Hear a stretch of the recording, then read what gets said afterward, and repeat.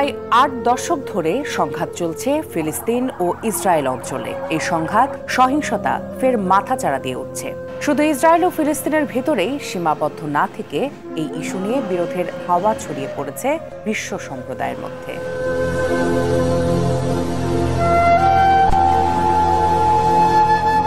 Israel ফিলিস্তিনের মধ্যে সংঘাত কেন, কবে থেকে? বলা হয় ইসরায়েলের জন্ম মূলত বেলফোর ঘোষণা থেকে। ১৯১৭ সালের ২ নভেম্বর ব্রিটেনের তৎকালীন পররাষ্ট্র সচিব আর্থার বেলফোর ব্রিটিশ ইহুদি সম্প্রদায়ের সদস্য ও আন্দোলনকারীদের নেতা লিওনেল ওয়াল্টার রথশিল্ডকে সম্বোধন করে একটি চিঠি লিখেছিলেন। চিঠিটি ছিল মাত্র ৬৭ শব্দের। এই চিঠিতে ইহুদি জনগোষ্ঠীর জন্য ফিলিস্তিনে আবাস প্রতিষ্ঠা এবং এর অর্জন সহজতর করার বিষয়ে ব্রিটিশ সরকারকে প্রতিশ্রুতির কথা বলা হয়। চিঠিটি বেলফোর ঘোষণা নামে পরিচিত, অর্থাৎ একটি ইউরোপীয় শক্তি ইহুদিবাদী আন্দোলনকে এমন একটি দেশের প্রতিশ্রুতি দিয়েছিল যেখানে ফিলিস্তিনি আরবরা সংখ্যায় ৯০% বেশি ছিল। ১৯২৩ সালে এই ইস্যুতে একটি ব্রিটিশ ম্যান্ডেট তৈরি করা হয়েছিল, যা ১৯৪৮ সাল পর্যন্ত স্থায়ী হয়েছিল। ইউরোপের নাৎসিবাদের কারণে ইহুদিরা পালাচ্ছিল এবং সেই সময়ে ব্রিটিশরা ব্যাপক হারে ফিলিস্তিনে ইহুদি অভিবাসনকে সহায়তা করেছিল।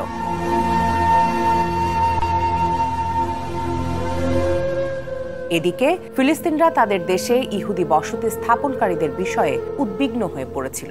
১৯৩৬ সালে তারা আরব ন্যাশনাল কমিটি গঠন করে। তারা ক্রমবর্ধমান ইহুদি বসতির বিরুদ্ধে সর্বাত্মক অবরোধ ঘোষণা করে এবং ইহুদিদের উৎপাদিত পণ্য বর্জনের ডাক দেয়। তবে ব্রিটিশ উপনিবেশিক শাসকরা সব উপায়ে ইহুদি বসতি স্থাপনকারীদের প্রতি সহায়তার হাত বাড়িয়ে দেয়। ইহুদিদের প্যারামিলিটারি বাহিনী গঠনেও সহায়তা করে ব্রিটেন। ১৯৩৭ থেকে ১৯৩৯ সাল নাগাদ ৩ বছরে আরবদের সঙ্গে ইহুদি সশস্ত্র যোদ্ধাদের লড়াইয়ে অন্তত ৫,০০০ ফিলিস্তিনি মারা যায়। ১৫ থেকে ২০,০০০ ফিলিস্তিনি আহত, ৫,৫০০ মানুষ বন্দী হয়। ১৯৪৭ সাল নাগাদ ইহুদিরা ফিলিস্তিনের ৬% দখল করে নেয়। তাদের মোট জনসংখ্যা দাঁড়ায় ফিলিস্তিনের ৩৩%। তখনও ৬৭% আরব জনগোষ্ঠী ছিল দেশটির ৯৪% জমির মালিক।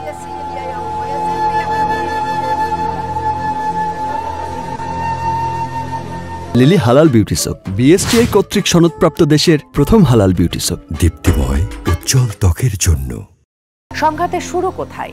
এই সংঘাতের একদিকে রয়েছে ফিলিস্তিন রাষ্ট্র প্রতিষ্ঠার আকাঙ্ক্ষা, আরেক দিকে রয়েছে ইসরায়েলের নিরাপত্তার দাবি। ১৯৪৮ সালের ১৪ মে ইসরায়েলের প্রতিষ্ঠাতা ডেভিড বেন গরিয়ন ইহুদিদের জন্য এই অঞ্চলে একটি নিরাপদ আবাসভূমি প্রতিষ্ঠার ঘোষণা দিয়েছিলেন। বিশ্বের বিভিন্ন স্থানে অত্যাচার, নির্যাতন, নিপীড়নের মুখে পালিয়ে বেড়াতে থাকা ইহুদিরা নিরাপত্তা পাওয়ার আশায় ইসরায়েলে এসে আশ্রয় নেয়।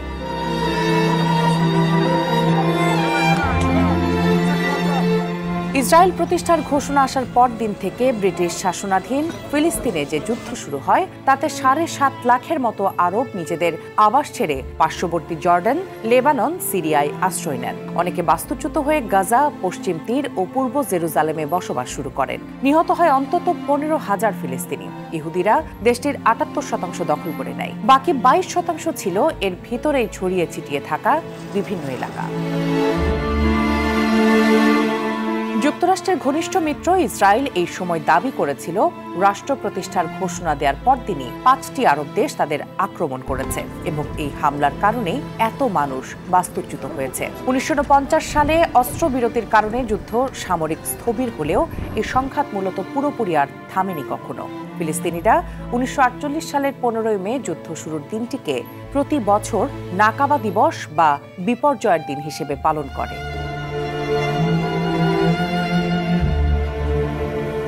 ইসরায়েলের বসতির ফাঁকে ফোকরে এখনো যেসব আরব ফিলিস্তিনি বসবাস করছে তাদেরই বিভিন্ন আন্দোলনরত গোষ্ঠী লড়াই করে চলেছে। ইসরায়েলের জনসংখ্যার তুলনায় ফিলিস্তিনিদের সংখ্যা এখন প্রায় ২০% মতো। ইসরায়েল ও ফিলিস্তিনের মধ্যে মূল বিরোধ কি নিয়ে? ২ রাষ্ট্র সমাধান, ইসরায়েলি বসতি, জেরুজালেমের নিয়ন্ত্রণ, উদ্বাস্তু সমস্যা, এগুলোই মূলত যুগের পর যুগ ধরে চলমান বিরোধের মূল ইস্যু। সম্প্রতি ইসরায়েলে হামাসের হামলা এবং জবাবে গাজায় ইসরায়েলের লাগাতার পাল্টা হামলার ঘটনায় ফিলিস্তিনিদের পক্ষে বিভিন্ন দেশে, বিশেষ করে মধ্যপ্রাচ্যে বিক্ষোভের জোয়ার বয়ে যাচ্ছে।